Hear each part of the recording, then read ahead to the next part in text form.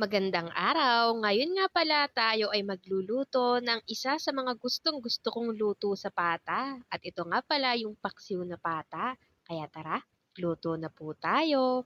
Naglagay na nga pala ako dyan ng bawang, asukal. 3 kutsara ang asukal ang nilagay ko para nga I love you. Hoy, Charis, nagluluto lang po tayo for today's video. At kung mapapansin nyo nga, hinalo-halo ko nga ito para nga malusaw iyong ating asukal. At kung mapapansin nyo, ay pagkalambot na rin itong ating pata dahil kaninang tanghali pa ito nakalaga. Tapos na naglagay na nga rin ako dyan ng pampalasa na magic sarap, paminta. Tinikman ko nga ulit tapos nakukulangan pa ako sa tamis kaya naglagay pa ako ng 1 kutsarang asukal kaya hindi na I love you yun. I love you too na yun. Hoy, Charis. Nung okay na nga, naglagay na nga ako dyan ng suka tapos hindi ko muna binuksan ng mga 10 minuto kasi nga umaamoy pa yung suka. Tapos after nun, nakaluto na tayo.